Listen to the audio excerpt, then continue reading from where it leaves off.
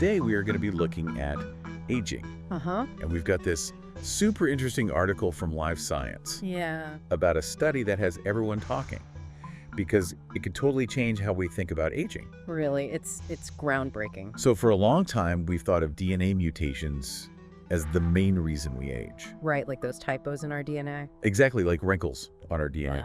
And we know that those wrinkles, those mutations, can lead to a bunch of age-related problems like cancer or neurodegenerative diseases. Right, those are some of the big ones. But this study brings in a whole other element. It does, epigenetics. Epigenetics. So can you explain what that is? So epigenetics, basically, it's like a control panel Yeah. that sits on top of your DNA. Mhm. It doesn't actually change the letters of your genetic code, but it can switch genes on or off, Oh, wow. or like fine-tune their activity levels. That's pretty powerful. It really is. So it's not really about the blueprint itself, but more about how the body uses the blueprint. Yeah, that's a great way to put it. Hmm. It's pretty interesting. Yeah, and this study gets even more interesting because Yeah. it connects these two things, mutations and epigenetics. So what did they find? They looked at data from more than 9,000 cancer patients, Wow, it's a lot. and they looked at both their DNA mutations and their patterns of methylation. Okay, hold on. Methylation. Right. Remind me what that is again? Methylation is a key part of epigenetics. Okay. Basically, it's a chemical tag Okay. that attaches to DNA, and it can change how a gene works. So like a volume knob. Exactly, like a volume knob that can turn gene activity up or down. Gotcha. So they looked at mutations and these methylation volume knobs. Right. And what did they find out? This is where it gets really wild. Okay, I'm ready. They found that areas of DNA with mutations Mm-hmm. actually had less methylation. Mm. But get this, the areas around those mutations Yeah. had way more methylation. So like it's quieter where the mutation is, Uh-huh. but louder all around it. Yeah, it's almost like the mutations are causing a ripple effect. Like they're setting off fireworks. Yeah, So is that like a defense mechanism or is it like even more damage? that is the million-dollar question. Okay. We don't know the exact mechanism yet Hmm. or the timing of it. Yeah. Like what comes first. Right. The mutation or the methylation. Exactly. So we found a clue, We have. but we don't know where it fits in the mystery of aging. Right. But hold on, you mentioned epigenetic clocks earlier. You did. So where do those fit in? So scientists have developed these epigenetic clocks, Okay. which can measure biological age Really? based on these methylation patterns. So they can tell how old a cell or tissue is Pretty much, yeah. just by looking at these tags. It's incredible, isn't it? It is. So in this study, Yeah. they used these clocks to see if the mutations and methylation changes were messing with the aging process. Yeah. They created two separate clocks, Okay. one based on mutation patterns Hmm. and the other on methylation patterns. Gotcha. What they found was amazing. Yep. Both clocks predicted age with amazing accuracy.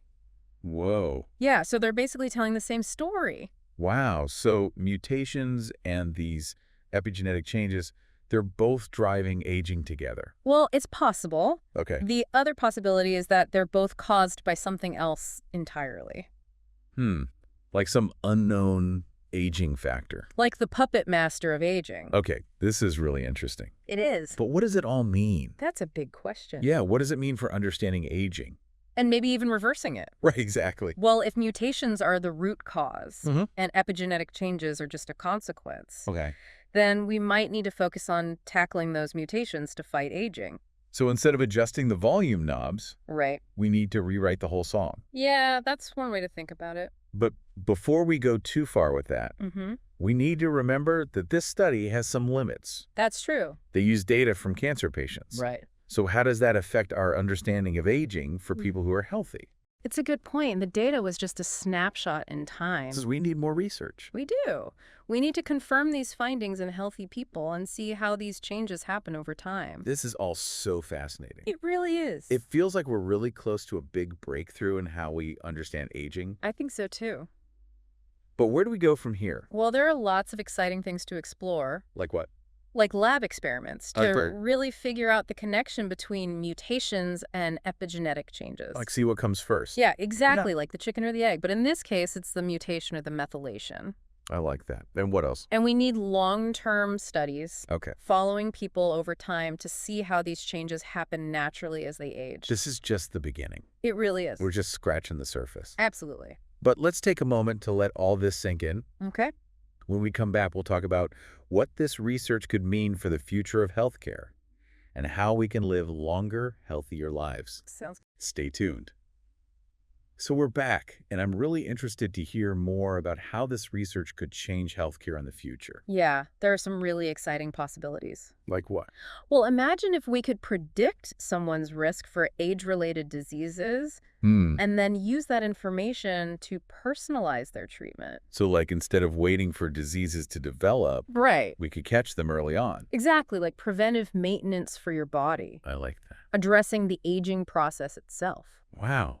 So we could actually see early signs of aging Yeah, at the cellular level. and intervene before they become serious health problems. Exactly. That would be amazing. It would be a game changer. But wouldn't that require a lot of testing and monitoring? Yeah, but maybe Yeah. in the future, Yeah. regular epigenetic clock assessments could be part of routine checkups. Like going to the doctor and getting your epigenetic age checked. Exactly, and that would give us valuable information about our biological age and potential health risks. That's really cool, but we're not quite there yet. Right. Not yet, but we're getting closer. So we've been talking a lot about these epigenetic clocks, Right. how they work and how accurate they are. But are there still things we don't know about them? Absolutely. There are still a lot of unanswered questions. Like what? Well, one of the biggest mysteries is how these clocks actually work. We know they can measure biological age really well, Right. but we don't know why those specific methylation changes are linked to aging. Yeah. Is it just wear and tear on our DNA, or is there something more complex happening? It's like we found this amazing clock, Yeah, but we don't know how all the gears and springs work together. that's a great analogy. So another question is whether these epigenetic changes, Yeah. are they just a marker of aging, Right. or do they actually cause aging? That's a really important question. If they're actually driving the process, Uh-huh. then maybe we could slow down or even reverse aging by changing them. Yeah, that's a really exciting area of research right now. That would be huge. It will- But even if we can't completely stop time, Right. are there things we can do now Uh-huh. to influence these clocks in a positive way? Absolutely. I know we touched on lifestyle choices before, We did. so let's dive into that now. Okay, so we're back and ready to talk about how the things we do every day might be affecting those epigenetic clocks we were discussing. It's pretty amazing, actually. We have a lot more control than you might think. Really, like we can actually change how fast or slow these clocks tick? Well, not exactly. We can't change our DNA sequence, Right. but we can influence how those genes are expressed Okay, I see. through things like our diet and lifestyle. So it's not all about our genes. Right. It's not just about what you inherit from your parents. So even if you have good genes, you can still mess things up. Yeah, you can think of it like this. Your genes are the blueprint, Okay. but your environment and your lifestyle are like the construction crew. I like that analogy. They interpret the blueprint, and they build your biological house. So even if you have a good blueprint, a bad construction crew can still build a bad house. Exactly. So even if you have the genetic potential for a long, healthy life, Yeah. if you're making poor lifestyle choices, those genes might never reach their full potential. So what kind of lifestyle choices are we talking about? Well, there's more and more evidence showing that diet, exercise, stress management, even social connections Wow, so many things. can all affect our epigenetic patterns. So it's not just about living longer. Right. It's about living better. Exactly. So give me some specifics. What kind of impact can these things have? Well, for example, studies have shown that eating lots of fruits, vegetables, and whole grains, The good stuff. right, it's associated with positive epigenetic changes.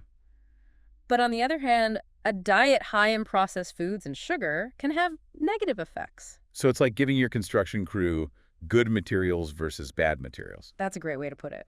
I've always known that a healthy diet is important, Mm-hmm. but it's wild to think that it can actually change how our genes work. Yeah, it's pretty amazing. What about how much we eat? Well, calorie restriction has been shown to extend lifespan in some animals. Really? And some research even suggests that it could have a positive impact on epigenetic markers. So maybe there's something to all those intermittent fasting trends. Could be. Okay, what about exercise? Exercise is like giving your whole body a tune-up, Yeah. and it seems that epigenetic changes are part of that process. Interesting. So how does exercise affect these epigenetic changes? Well, it can alter methylation patterns in ways that are really beneficial, Okay. like promoting muscle growth, improving insulin sensitivity, and even offering some protection against cognitive decline. Wow. So going for a run or lifting weights could actually be rewriting our epigenetic code. In a way, yes. That's amazing. But we can't forget about stress. You're right. Stress is a big factor. It seems like everyone is stressed these days. Unfortunately, that's true, and chronic stress can really damage our health. And epigenetic changes are a part of that.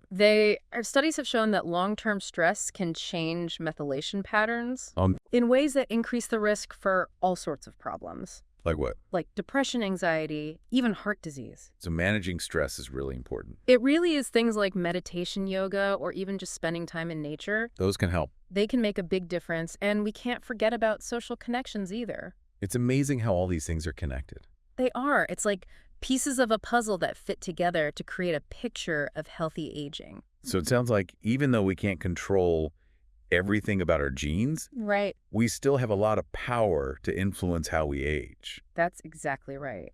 Your genes provide the foundation, Uh-huh. but your lifestyle choices determine how that foundation is built upon.